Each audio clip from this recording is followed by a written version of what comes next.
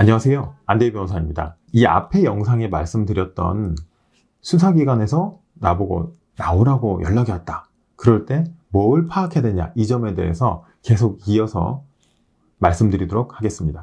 이제 그러면 각 수사기관하고 수사부서별로 수사하는 스타일이 어떤지를 말씀드리도록 하겠습니다. 먼저 첫 번째로 경찰서에 있는 경제팀입니다. 경제범죄수사팀이라고 하는데요. 이건 가장 일반적으로 저희가 접할 수 있는 사건에서 수사를 담당하는 부서입니다. 이 경제범죄수사팀의 수사 특징은 두 가지입니다.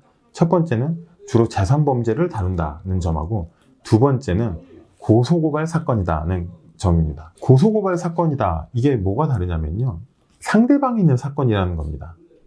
그리고 그 상대방이 이 사건을 형사사건을 하길 원했기 때문에 경찰서로 사건이 들어온 사건이라는 점입니다.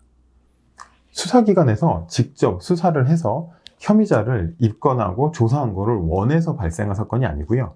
상대방, 고소인 또는 고발인이 고소받은 나를 조사하기를 원했기 때문에 발생한 사건이라는 점입니다. 이것 때문에 수사의 방향과 수사관이 수사하는 스타일 자체가 완전히 달라지게 됩니다. 이 경제팀에서 수사하는 수사 스타일은 민사사건 진행하는 방식과 유사하다고 보시면 됩니다. 먼저 고소인이 고소장을 제출하고, 그리고 수사관을 만나서 고소고충 조사를 받을 때 나의 주장을 뒷받침하는 증거가 무엇인지 제출하며 설명을 합니다. 그럼 수사관은 고소인이 해준 말을 잘 듣고 이해를 한 다음에 상대방, 즉 피고소인을 소환합니다. 그리고 피고소인으로부터 변명을 듣고 또 피고소인이 자기가 주장하는 근거가 뭔지 제출을 받습니다. 이렇게 해서 다시 또 고소인에게 보완할 게 있다면 연락을 하거나, 내지는 수사관이 자기 스스로 조사할 게 있으면 조사를 한 다음에 수사의 결론을 내립니다. 어느 정도 수사 진행 상황과 수사에서 쟁점이 된 게 무엇인지 공유가 되고요.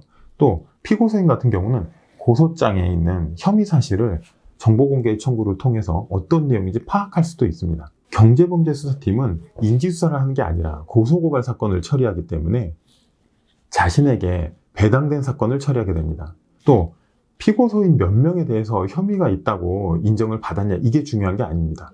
이 경제범죄수사팀은 배당받은 사건을 처리하기 때문에 사건을 몇 건을 처리했냐가 가장 중요합니다. 혐의가 있건 없건 상관없습니다. 그렇기 때문에 어떻게 보면 수사기관 중에 가장 중립적이고 객관적인 수사를 진행하는 것이죠.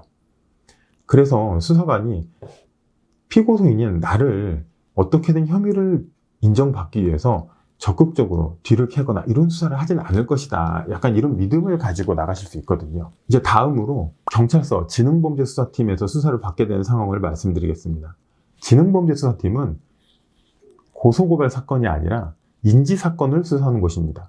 인지사건이 뭐냐면 수사기관이 적극적으로 범죄를 찾아내서 혐의가 있다고 인정을 받기 위한 수사를 하는 곳입니다. 이 인지수사냐 아니냐 하는 게 왜 중요하냐면, 아까도 말씀드린 것처럼 경제범죄수사팀은 고소고발 사건, 즉 경찰서에 배당된 사건을 처리하기 때문에 누구에 대해서 혐의가 있다고 인정받는 게 중요한 실적이 아닙니다. 그런데 인지수사라는 부서는 혐의가 있다고 결론을 내야 그것이 실적이 됩니다.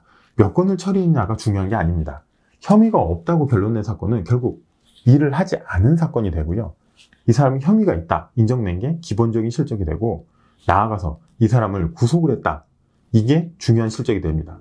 따라서 인지수사부서가 나를 수사 대상으로 삼아서 나를 소환까지 하겠다, 이렇게 나왔을 때는 혐의가 있다고 전제하고 있다는 상황임을 아셔야 됩니다. 이미 나의 통신 내역이나 금융거래 내역에 대해서는 기초수사를 다 진행한 다음이라고 보셔야 됩니다. 보통은 지능범죄수사팀의 소환조사를 하기 전에 압수수색부터 진행합니다. 그래서 가장 먼저 수사에 대해서 알게 되는 시점이 소환조사 연락 시점이 아니고 나의 집이나 사무실, 그리고 자동차를 압수수색할 때입니다. 조사는 며칠 뒤에 하자고 그때 얘기를 나누게 되죠. 그래서 나에 대해서 인지수사가 이루어지고 있구나 파악했을 때 가장 먼저 하실 점은 경찰관을 만나서 내가 억울한다는 점을 잘 소명해야지가 아닙니다. 이미 경찰관이 압수영장을 발부받아서 압수를 실시하고 그리고 소환조사 요구를 했을 때는 사실 90% 이상 혐의가 있다고 믿고 있는 상황입니다.